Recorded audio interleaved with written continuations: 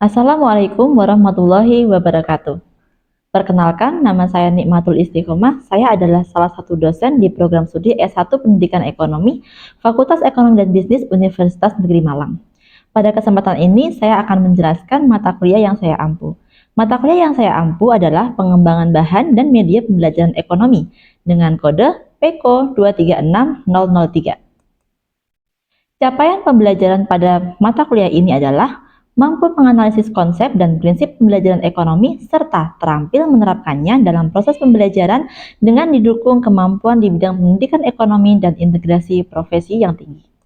Capaian pembelajaran mata kuliah dalam mata kuliah ini adalah: yang pertama, mahasiswa mampu memahami dan terampil menerapkan konsep dasar prinsip dan prosedur pengembangan bahan ajar dan media pembelajaran ekonomi. Yang kedua, mahasiswa mampu memahami dan terampil menganalisis kurikulum ekonomi untuk SMA, baik secara individu maupun kolektif, yang terintegrasi dengan baik. Capaian pembelajaran mata kuliah yang ketiga adalah mahasiswa mampu mengembangkan bahan dan media pembelajaran ekonomi yang sesuai dengan perkembangan ilmu, pengetahuan, dan teknologi. Deskripsi dalam mata kuliah ini adalah konsep dasar bahan ajar dan media pembelajaran, karakteristik bahan ajar dan media pembelajaran, jenis-jenis bahan ajar dan media pembelajaran, fungsi bahan ajar dan media pembelajaran, keunggulan dan keterbatasan bahan ajar dan media pembelajaran. Selanjutnya, dalam mata kuliah ini kita juga diharapkan mampu menganalisis kurikulum dalam ekonomi, seperti analisis kompetensi inti dan kompetensi dasar serta capaian pembelajaran dalam kurikulum merdeka. Setelah mempelajari materi dalam mata kuliah ini, diharapkan mahasiswa mampu mengembangkan bahan ajar yang berbentuk modul ajar untuk mata pelajaran ekonomi di SMA dan mampu untuk mengembangkan media pembelajaran ekonomi yang berbasis pada perkembangan teknologi informasi dan komunikasi. Rujukan yang saya gunakan dalam pembelajaran pengembangan bahan dan media pembelajaran ekonomi adalah Lestari Ika tahun 2013 dengan judul Pengembangan Bahan Ajar Berbasis Kompetensi. Selanjutnya, pada mata kuliah ini juga diharapkan mahasiswa menggunakan rujukan terkait dengan artikel-artikel yang sesuai dengan mata kuliah. Pada kesempatan kali ini, saya akan menjelaskan materi tentang fungsi media pembelajaran, terlebih untuk materi-materi pada ekonomi SMA. Selamat menyaksikan. Oke, baik. Selamat siang semuanya. Assalamualaikum warahmatullahi wabarakatuh. Waalaikumsalam warahmatullahi wabarakatuh. Gimana kabarnya hari ini? Sehat semua? Alhamdulillah. Sudah makan siang? Sudah. Kalau sudah makan siang berarti sudah siap ya untuk pembelajaran hari ini ya. Oke. Nah, untuk pertama-tama kita mau presentasi terlebih dahulu. Ada yang tidak masuk hari ini? Masuk semua? Ada yang nggak masuk? Siapa yang nggak masuk? Oh, oke. Hazel ya berarti ya. Nah, baik, untuk kegiatan pembelajaran kita hari ini kita akan mempelajari tentang fungsi media pembelajaran sebagai materi lanjutan kita. Nah, cuman saya ingatkan teman-teman untuk tidak lupa dengan materi-materi sebelumnya, terutama bagaimana hubungan antara bahan ajar, sumber belajar, alat, dan media pembelajaran. Ada yang nyatet atau masih ingat hubungan antara keempatnya? Tadi di kelas 11 sempat ada lupa ya, cuma ada juga yang ingat sehingga bisa menjelaskan. Coba yang masih ingat bisa menjelaskan, boleh langsung raise hand.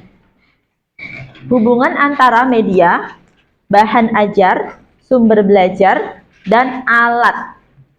Ada yang masih ingat nggak sama gambarnya? Masih ingat sih. Oke, coba raise hand yang bisa menjelaskan. Yang belakang nyatet nggak? Nyatet ya. Oke, boleh langsung dijelaskan aja. Hubungan antara ketiganya ini jangan sampai lupa ya, karena hubungan antara ketiganya ini yang harus teman-teman pegang. Karena kalau dalam perencanaan pembelajaran pun juga kita harus ingat antara perbedaan ya, dan hubungan antara bahan ajar, kemudian antara media, alat, sumber belajar, seperti itu. Silakan, ada yang mau kasih pendapat? Raise hand. Silakan. Loh, ingat nggak ini tapi? Ingat ya? Oke, yuk silahkan langsung raise hand aja. Jelaskan secara singkat aja hubungan keempat-empatnya. Ya, silahkan. Ini saya memberikan contohnya ya Bu. Iya. Untuk alat itu seperti saat ini kita menggunakan proyektor, Proyektor. LCD. Kemudian kalau bahan itu seperti ini PPT yang berisi materi. Maaf, itu media. Media, ya. Seperti ini PPT yang berisi materi. Untuk bahan seperti buku yang berisi materi pelajaran. Kalau sumber itu mencakup alat, bahan, dan media.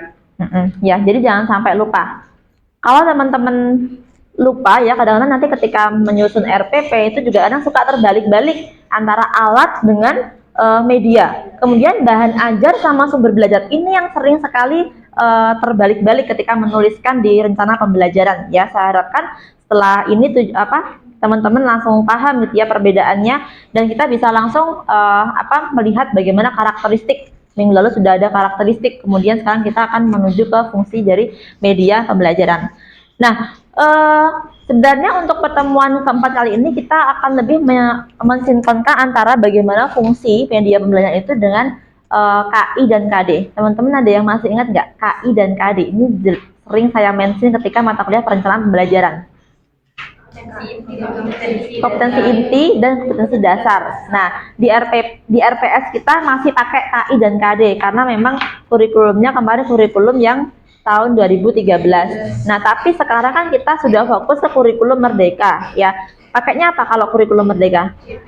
CP ya, atau capaian pembelajaran, bukan kontak person ya. Oke. Nah, kita akan mensinkronkan itu sehingga kita dari fungsi media pembelajaran itu bisa lebih paham bagaimana kita itu bisa menempatkan media kita itu dengan materi yang akan kita ajarkan kepada peserta didik, seperti itu. Oke, nah kegiatan pembelajaran kita hari ini selain saya nanti akan menjelaskan, kita nanti akan ada diskusi kecil ya dengan teman sebelahnya untuk mendiskusikan bagaimana media pembelajaran itu bisa dilaksanakan, diterapkan untuk pembelajaran ekonomi ya, karena pada dasarnya apa yang saya jelaskan di sini mungkin nanti kita akan mengenal lebih dekat fungsi media pembelajaran secara umum, seperti itu. Oke. Baik, kita ke materi fungsi media pembelajaran yang pertama. Nah, itu tulisan yang paling atas, itu sebagai alat bantu dalam pembelajaran. Ingat, meskipun judulnya ini yang paling atas sebagai alat bantu media pembelajaran, tapi bukan berarti alat yang dimaksud di sini itu sama seperti proyektor, seperti papan tulis, bahkan spidol atau laptop, tidak. Tapi alat medium untuk menyampaikan informasi dari dari saya yang punya media ini kepada Anda. Mungkin dari Anda kepada peserta didik Anda, seperti itu.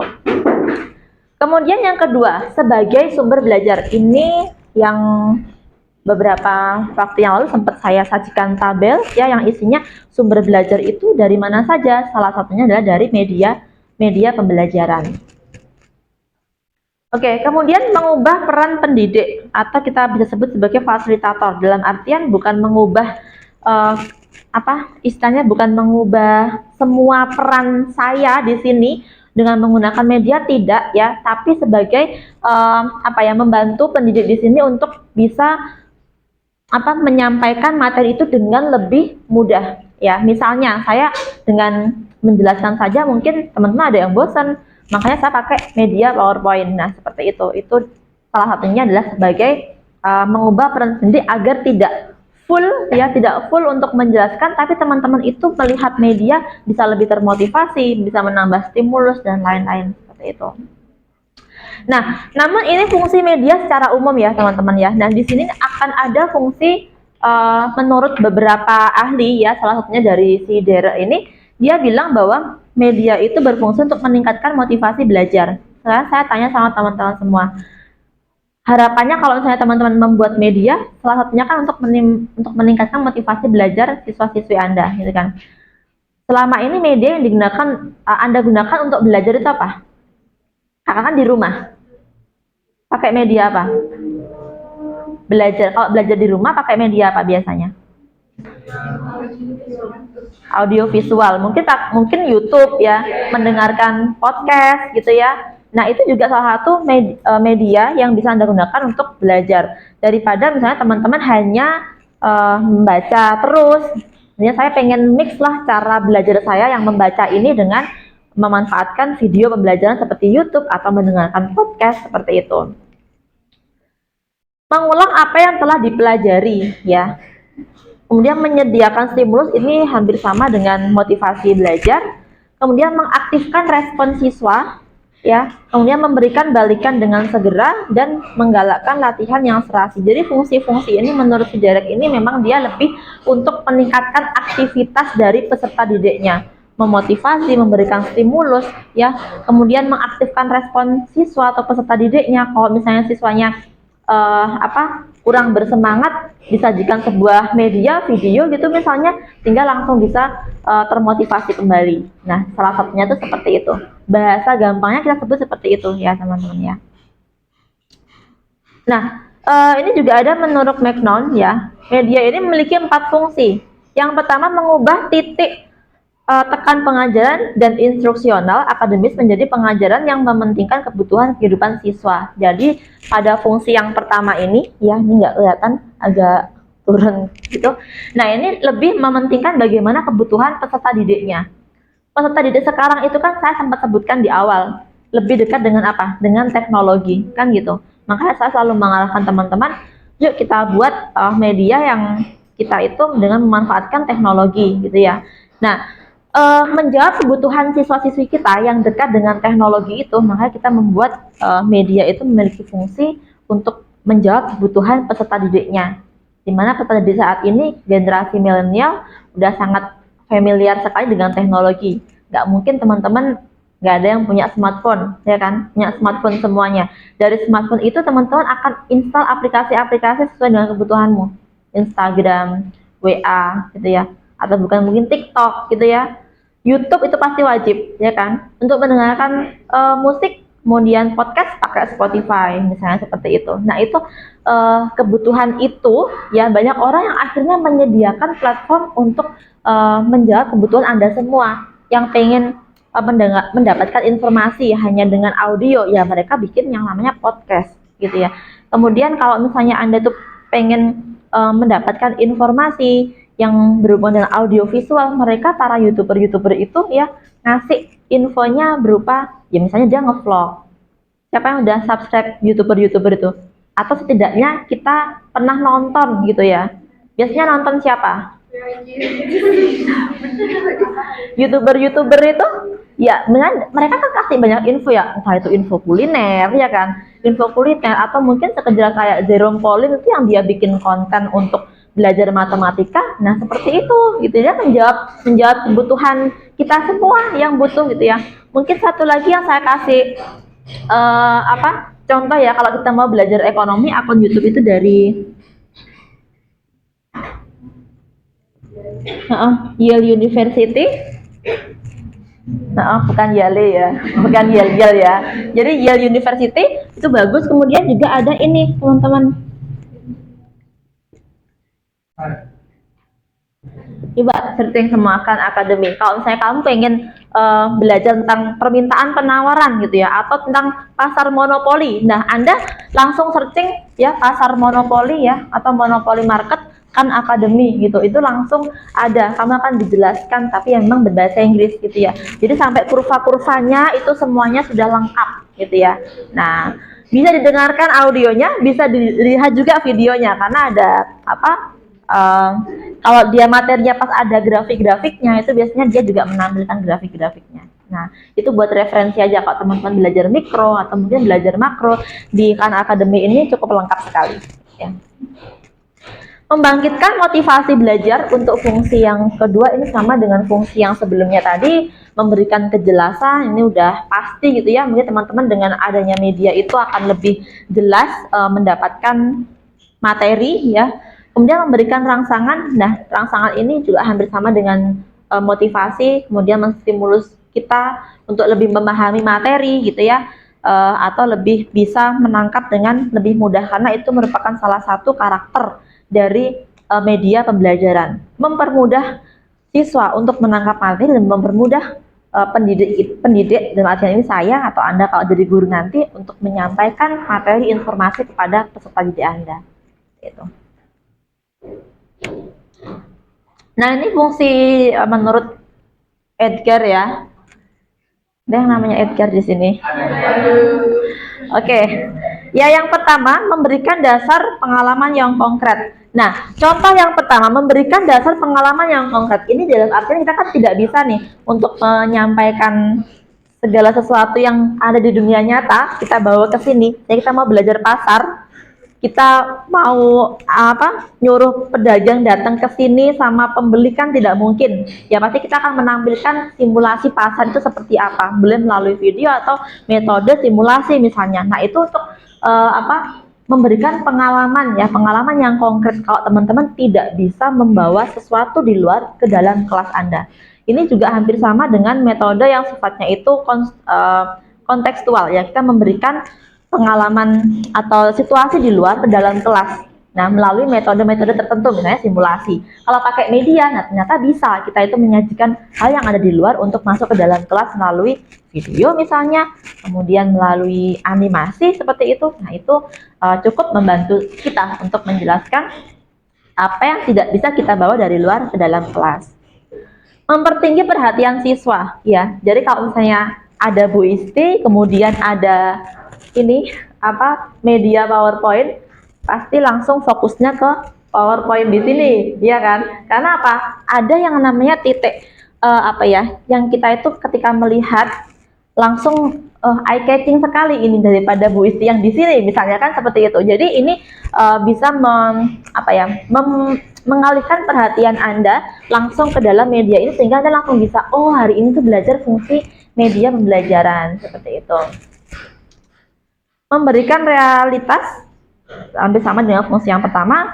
Kemudian memberikan hasil belajar permanen, ini berhubungan dengan learning outcome, kemudian menambah perbendaharaan non-verbalistik, dan memberikan pengalaman baru. Jadi kalau saya lihat fungsinya si Edgar ini, dia lebih ke bagaimana kita itu bisa mensimulasikan segala sesuatu yang dia tidak bisa bawa ke dalam kelas, sehingga kita bisa lebih memahami dan menambah pengalaman baru untuk hal-hal yang tidak bisa kita tampilkan di dalam kelas.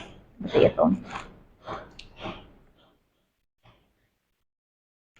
Nah, kemudian ada fungsi media pengajaran menurut Sujana dan Rifai. Yang pertama adalah agar pengajaran lebih menarik ya. Anda kalau mau membuat media, proyeknya nanti membuat media salah satunya apa? Ingin menarik perhatian dari siswa-siswi Anda, kan gitu. Makanya Anda buat media semenarik mungkin, kan gitu. Kemarin yang sempat saya rekap, kebanyakan ada yang bikin PowerPoint interaktif gitu ya. Ada yang bikin video animasi ya?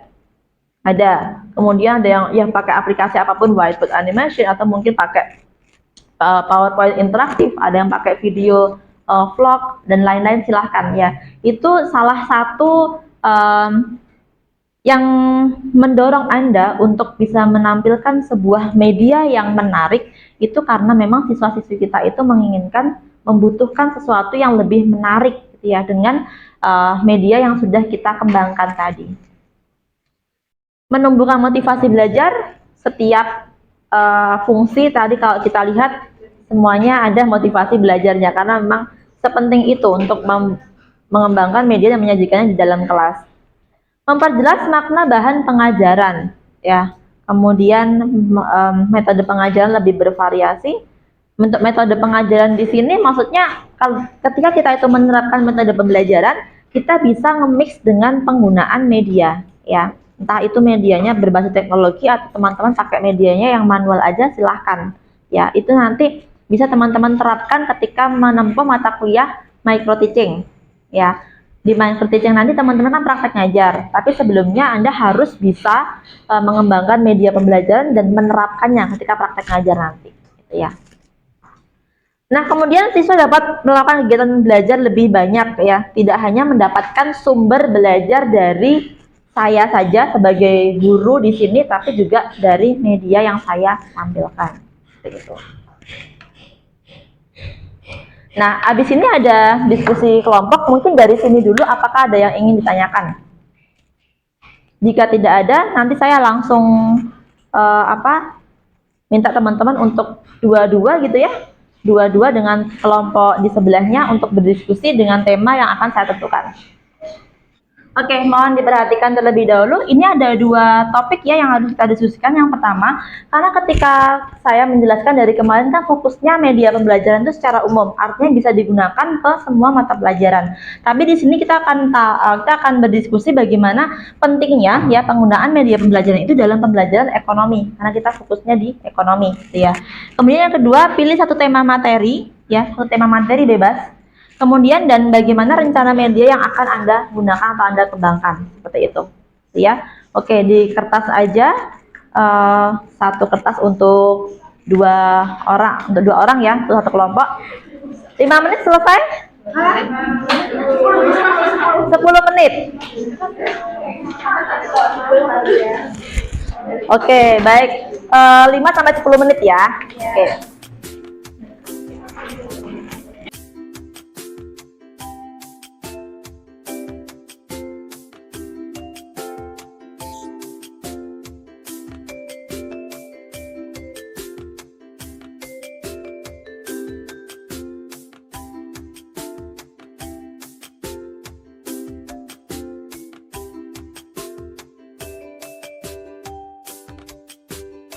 Oke, ini ada yang sudah selesai ya, mau presentasi ke depan terkait dengan hasil diskusinya dengan teman sebelahnya. Monggo silakan.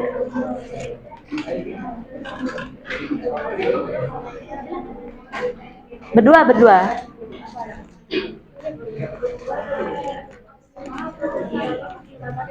Boleh. Assalamualaikum warahmatullahi wabarakatuh.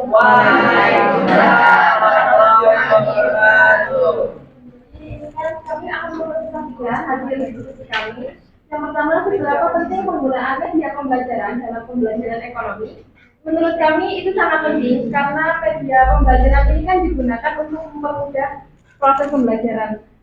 Jadi sangat penting karena dapat membantu guru juga dalam memberikan penjelasan materi yang mana pembelajaran ekonomi ini sangat konkret dengan kehidupan nyata. Baik, selanjutnya yang kedua, pilih satu tema materi dari rencana media yang akan dikembangkan. Jadi di sini kami memilih materi terkait dengan permintaan dan penawaran. Untuk media yang kami kembangkan yaitu berupa audiovisual, yaitu video animasi. Jadi pada media ini yang akan ditayangkan adalah berupa gambar animasi dan juga suara. Tujuannya agar peserta didik memahami bagaimana proses permintaan dan juga penawaran yang terjadi dalam bentuk ilustrasi di dalamnya. Baik, terima kasih. Jadi menurut kami, berdasarkan hasil diskusi kami, media itu sangat penting dalam pembelajaran ekonomi dengan cara yang menarik dan efektif. Contohnya, kita dapat menggunakan grafik, diagram, dan animasi untuk memberikan gambaran visual yang bisa membantu siswa dalam memahami materi atau pembelajaran ekonomi. Kita juga bisa menggunakan video pembelajaran untuk menunjukkan berita ekonomi yang terjadi pada saat ini. Contoh materi yang kita gunakan, materi inflasi, medianya kita menggunakan video pembelajaran berupa berita inflasi di Indonesia yang terjadi saat ini dari YouTube ataupun dari website lainnya. Kemudian siswanya menganalisis video tersebut. Ya boleh, nggak apa-apa. Salam dulu. Assalamualaikum warahmatullahi wabarakatuh. Waalaikumsalam. Jadi di sini kami akan menyampaikan hasil diskusi kami. Yang pertama, menurut kelompok kami itu media itu penting untuk membantu pembelajaran, terutama dalam pembelajaran ekonomi, karena menurut kami media dapat memberikan stimulasi pada peserta didik untuk menambah ketertarikan dalam pembelajaran, serta dapat memperjelas apa yang dimaksud oleh guru. Karena kan ekonomi itu banyak rumus-rumus, jadi bikin suntuk gitu kan. Jadi dapat. Jadi perlu pakai media biar semangat. Oke. Terus contoh materi yang bisa disampaikan itu ada materi perilaku konsumen yang bisa disampaikan lewat animasi. Kenapa? Karena di perilaku konsumen kan ada banyak faktor. Dengan animasi ini bisa digambarkan faktor itu sebenarnya dari mana dan bagaimana bisa mempengaruhi.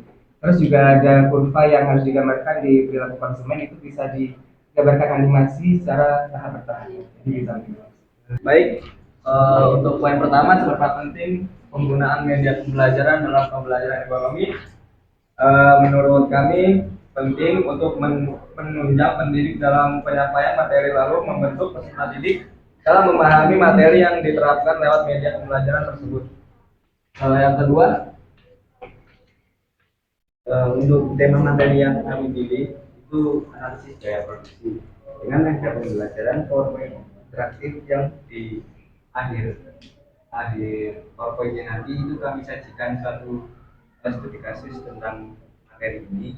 Serta kami akan menayangkan penyelesaiannya dalam bentuk video audiovisual. Jadi bagi peserta didik yang mungkin kurang memahami jika dijelaskan secara ceramah atau teks, maka kami akan menyajikan itu dalam bentuk audiovisual dan digambarkan dalam bentuk gambar.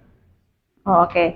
Jadi ini juga salah satu cara untuk meningkatkan critical thinking ya. Jadi ada masalah yang disajikan ya dari studi kasus, kemudian dijelaskan melalui media audio visual, berupa video gitu ya berarti ya. Video. Oke. Oke, menarik. Terima kasih.